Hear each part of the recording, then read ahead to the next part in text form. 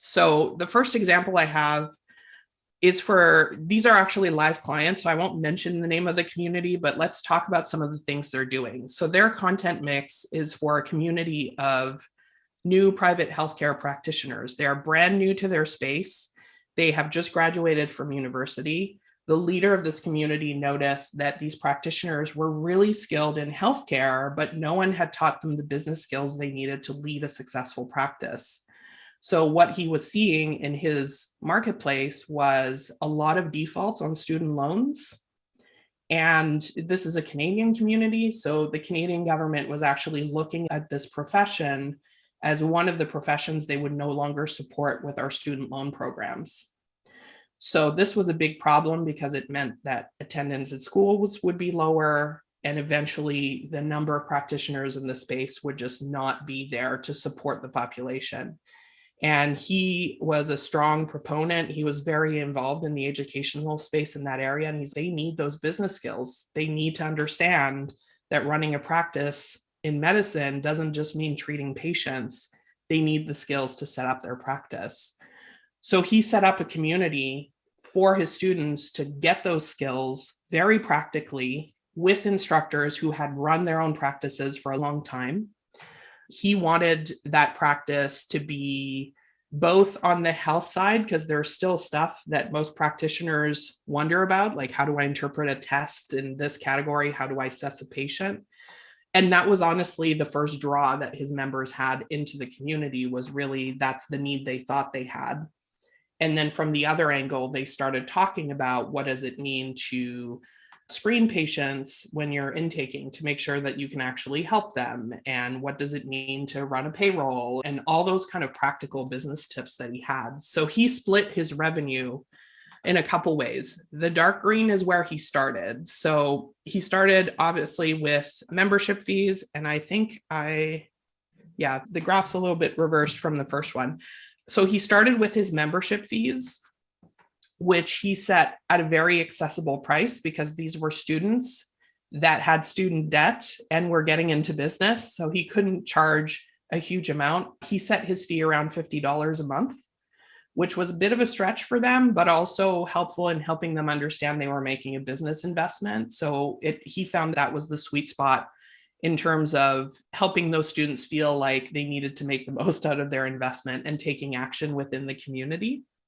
From there, within 3 months of launching his community, selling out both of his launches, he was doing limited release launches, partners started approaching him. And within those 3 months, he signed on 6 partners at about $30,000 for the year, which was a bit of surprise revenue for him. But he did 2 things with that revenue. One was he started by subsidizing his fees. So the $49 became $25 for the students. And he made sure that they knew that it was because it had been subsidized by a partner, that they were on a special program. And then those partners got to co-create some of the content that was available in the community. So they started doing sponsored like video tours of supplement plants. Like they were showing the whole process that goes behind creating supplements and the research and the cleanliness of the practices, all things doctors are really fascinated with. And they started really doing interviews with some practitioners and other practices. And they were even able to create a really amazing program between those partners and the medical practitioners that were in practice. So they were bringing the questions they knew students would come up against and getting their partners to fill in the blanks and provide information. So that was not only a good revenue source, but it was a great great fuel for the content within that community in the first year. So he was able to focus on growing the students while the partners took care of content and also provided some financial support.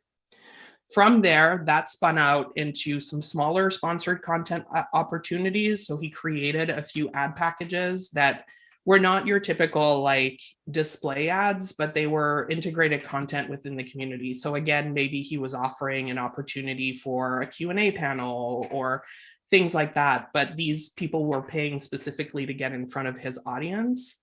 And that eventually, this was pre-COVID, it's been put on hold during COVID, but they're reviving the idea now. It spun out into an annual retreat as well. So again, that idea of bringing people together outside. This was a community where members really needed that connection because building a business can be very lonely. So adding that annual retreat was a way for him to strengthen that bond and help people start creating their professional network outside of that industry.